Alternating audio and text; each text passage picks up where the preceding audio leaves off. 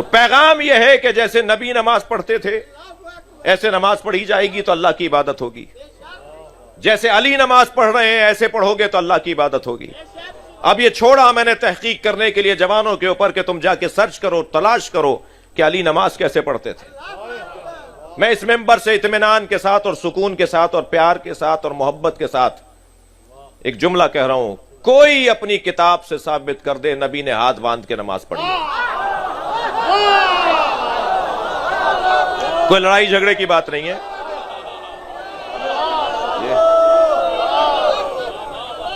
کوئی تناؤ کھچاؤ کی بات نہیں ہے، کوئی دل آزاری مطلب نہیں ہے۔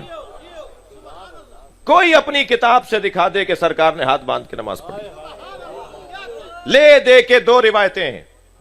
الحمدللہ رب العالمین والعاقبۃ للمتقین والصلاۃ والسلام علی سید الانبیاء والمرسلین، اما بعد، قال اللہ تعالی فی کلام المجید وَقُلْ جَاءَ الْحَقُّ وَزَهَقَ الْبَاطِلُ إِنَّ الْبَاطِلَ كَانَ زَهُوقًا، صدق اللہ العظیم۔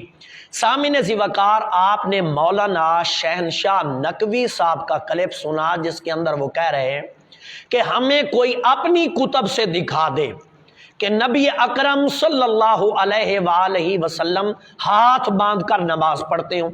پھر آگے انہوں نے جوش خطابت میں آ کے یہ کہا کہ اہل سنت کے پاس تو لے دے کے صرف دو ہی روایات ہیں۔ پھر آگے کہتے ہیں کہ ہم نے تحقیق کرنے والوں کے اوپر چھوڑا کہ وہ خود تحقیق کریں کہ نبی صلی اللہ علیہ وآلہ وسلم اور حضرت علی المرتضیٰ شیر خدا کہاں ہاتھ باندھ کر نماز پڑھتے تھے۔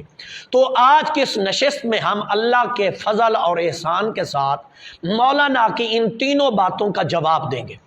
سب سے پہلے انہوں نے یہ کہا کہ ہمیں کوئی اپنی کتب سے دکھائے کہ نبی اکرم صلی اللہ علیہ وسلم ہاتھ باندھ کر نماز پڑھتے ہوں۔ انشاءاللہ تعالی ہم اپنی کتب سے بھی دکھائیں گے، لیکن مولانا نقوی صاحب کو سب سے پہلے انہی کی کتب سے دکھاتے ہیں۔ تو اس سلسلہ میں میرا پہلا حوالہ، یہ میرے ہاتھ میں کتاب ہے بہار الانوار، متعصب ترین شیعہ محدث کی کتاب ہے یہ، باقر مجلسی کی، جو کہ شیعہ کا چوٹی کا محدث ہے۔ اس کی جلد نمبر 85 ہے سامعین ذی وقار، اور یہ ایران کی چھپی ہوئی ہے اور صفحہ نمبر 502 ہے۔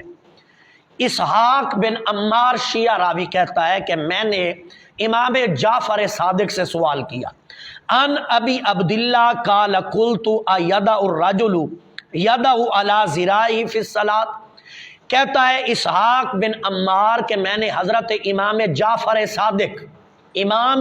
جعفر صادق سے سوال کیا کہ بندہ ہاتھ باندھ کر نماز پڑھ سکتا ہے، یعنی ایک ہاتھ کو دوسرے ہاتھ کے اوپر نماز کے اندر رکھ سکتا ہے؟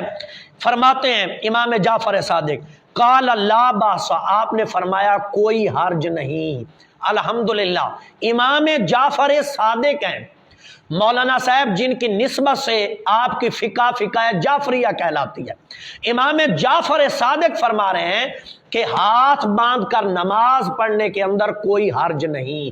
الحمدللہ یہ تھا پہلا حوالہ بہار الانوار سے۔ اس سے آگے یہ میرے ہاتھ میں آپ کی تفسیر کی چوٹی کی کتاب ہے، تفسیر العیاشی، چوٹی کی آپ کی تفسیر کی کتاب ہے، اور یہ قوم ایران سے شائع ہوئی ہے۔ لکھنے والے المحدث الجلیل محمد بن مسعود ہیں جی، اور سامعین ذی وقار اس کا صفحہ نمبر 39 ہے اور جلد کا نمبر 2 ہے۔ یہی اسحاق بن عمار روایت کرتا ہے حضرت امام جعفر صادق سے، ان ابی عبداللہ قال قلت له ایدع الرجل یدع علی ذراعی فی الصلاۃ، امام جعفر صادق سے سوال کیا گیا کہ کیا بندہ ہاتھ باندھ کر نماز پڑھ سکتا ہے، نماز کے اندر ایک ہاتھ کو دوسرے ہاتھ کے اوپر رکھ سکتا ہے؟ قال لا باسا، امام جعفر صادق نے فرمایا کوئی حرج نہیں۔ الحمدللہ یہ تو تھا میں نے شیعہ کتب سے ثبوت پیش کیا ہاتھ باندھ کر نماز پڑھنے کا۔ اب اگر کوئی یہ کہے کہ آپ نے تو امام جعفر صادق سے حوالہ پیش کیا ہے، تو میں یہ کہنا چاہتا ہوں کہ اہل تشیع کا یہ اصول ہے، ان کا یہ اصول ہے کہ جو ہمارے 12 ائمہ کے فتاوی جات ہوتے ہیں جو ہمارے 12 ائمہ کے فتاوی جات ہوتے ہیں وہ در حقیقت رسول اللہ صلی اللہ علیہ وسلم ہی کے فتوے ہوتے ہیں۔ الحمدللہ یہ آپ کا قاعدہ ہے، آپ کا یہ قانون ہے کہ ہمارے 12 ائمہ رسول پاک صلی اللہ علیہ وسلم کی کسی مسئلہ کے اندر مخالفت کرتے ہی نہیں، تو یہ آپ کے نزدیک مرفوع حدیث کے حکم میں ہے۔ سامعین ذی وقار، اب میں آتا ہوں مولانا کی اس بات کی طرف جو انہوں نے کہا کہ اہل سنت کے پاس تو لے دے کے صرف 2 ہی روایات ہیں۔ مولانا آپ کو کس نے کہہ دیا کہ ہمارے پاس صرف 2 ہی روایات ہیں؟ جب آپ نے یہ دعویٰ کیا تو میں اس نتیجے پر پہنچ گیا، اور سامعین بھی انشاءاللہ اس نتیجے پر پہنچ جائیں گے کہ آپ نے سرے سے ہماری کتب کا مطالعہ کیا ہی نہیں۔ اگر کیا ہوتا تو ایسا دعویٰ ہرگز نہ کرتے۔ سامعین دیکھیں اسکرین پر آ رہا ہے، محدث محمد بن جعفر القطانی فرماتے ہیں کہ ہمارے پاس جو ہاتھ باندھ کر نماز پڑھنے کی روایات آئی ہیں ان کی تعداد 25 ہے۔ 25 سامعین خود گن سکتے ہیں، 25 روایات ہیں ہمارے پاس۔ اور محمد بن جعفر القطانی فرماتے ہیں کہ ہاتھ باندھ کر نماز پڑھنے کی احادیث جو ہیں وہ متواترات میں سے ہے۔ مولانا کس دنیا میں آپ رہ رہے ہیں؟ آپ نے یہ کیا دعویٰ کر دیا کہ ہمارے پاس صرف 2 ہی روایات ہیں؟ اور پھر آگے آپ نے یہ کہا کہ کوئی اپنی کتب سے ہمیں یہ دکھا دے، اور مجھے پتا ہے آپ نے یہ جوش خطابت میں آ کے بات کی ہے۔ آپ کہہ تو رہے تھے نا کہ میں بڑے وثوق سے یہ کہہ رہا ہوں، یہ آپ کی جوش خطابت ہے، اس کے علاوہ علمی تحقیقی طور پر آپ کا قول لاش ہے۔ تو آئیے میں اپنی کتب سے ثبوت پیش کرتا ہوں ہاتھ باندھ کر نماز پڑھنے کا۔ یہ میرے ہاتھ میں کتاب ہے التمہید، حافظ المغرب امام ابن عبد البر کی التمہید، بیروت لبنان کی یہ چھپی ہوئی ہے، جلد نمبر 7 ہے، صفحہ نمبر 247 ہے۔ مولانا اب میں قرآن مجید سے ثبوت پیش کرنے لگا ہوں، اور تفسیر بھی حضرت علی المرتضیٰ کی پیش کرنے لگا ہوں۔ عقبہ بن صابان کہتے ہیں سمع علی یقول فی قول اللہ عز وجل فصلی لربک وانحر۔ حضرت علی المرتضیٰ سے جب اس آیت کریمہ کی تفسیر پوچھی گئی فصلی لربک وانحر کی، تو آپ نے فرمایا قال وضع الیمنی علی الیسری تحت السرہ۔ آپ نے فرمایا اس آیت کا مفہوم یہ ہے، اس کی تفسیر یہ ہے کہ نماز کے اندر دونوں ہاتھ ناف کے نیچے رکھے جائیں۔ الحمدللہ، وضع الیمنی علی الیسری تحت السرہ۔ حضرت علی المرتضیٰ قرآن مجید کی آیت کی تفسیر کرتے ہوئے فرما رہے ہیں کہ دونوں ہاتھوں کو ناف کے نیچے باندھا جائے۔ الحمدللہ، اور اہل سنت عمل بھی اسی پر کرتے ہیں۔ مولانا یہ میں نے آپ کا مطالبہ پیش کیا اور پھر اس کا رد بھی کیا اور حضرت علی المرتضیٰ شیر خدا کی تفسیر سے کیا۔ اب اس سے اگلا حوالہ یہ میرے ہاتھ میں ہے، الاوسط حافظ ابن المنذر رحمۃ اللہ علیہ، حافظ ابن المنذر رحمۃ اللہ علیہ کی، اور سامعین ذی وقار اس کی جلد نمبر 2 ہے، صفحہ نمبر 26 ہے۔ حافظ فرماتے ہیں ابن المنذر رحمۃ اللہ علیہ حدثنا اسماعیل بن قتیبہ حدثنا ابو بکر حدثنا ابو معاویہ عن علی قال من سنت الصلاۃ وضع الایدی تحت السرہ۔ حضرت علی المرتضیٰ فرماتے ہیں کہ سنت یہ ہے کہ دونوں ہاتھوں کو نماز کے اندر ناف کے نیچے باندھا جائے۔ الحمدللہ، دوبارہ سنیں، من سنت الصلاۃ۔ حضرت علی فرماتے ہیں سنت یہ ہے، رسول اللہ صلی اللہ علیہ وسلم کا طریقہ یہ ہے، وضع الایدی تحت السرہ، کہ دونوں ہاتھوں کو ناف کے نیچے باندھا جائے۔ اور محدث جلیل القدر چوٹی کے امام اسحاق بن راہوے اس کی سند کے متعلق فرماتے ہیں، اسی کتاب کے اندر لکھا ہے وقال اسحاق تحت السرہ اقوی فی الحدیث۔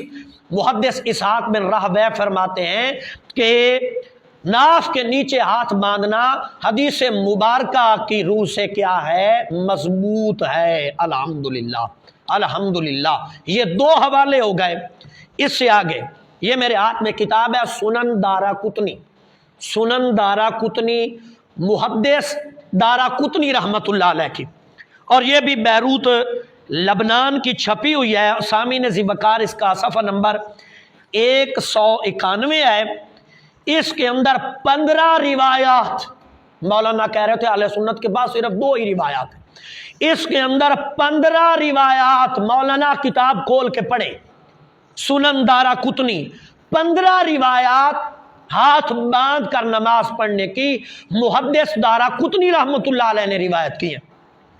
ایک میں پڑھ بھی دیتا ہوں، ان عبداللہ ابن مسعود ان النبی صلی اللہ علیہ وسلم کان یاخذ شمالہ بیمینہ فی الصلاۃ، کہ رسول اکرم صلی اللہ علیہ وسلم حضرت عبداللہ بن مسعود فرما رہے ہیں ہاتھ باندھ کر نماز پڑھتے تھے۔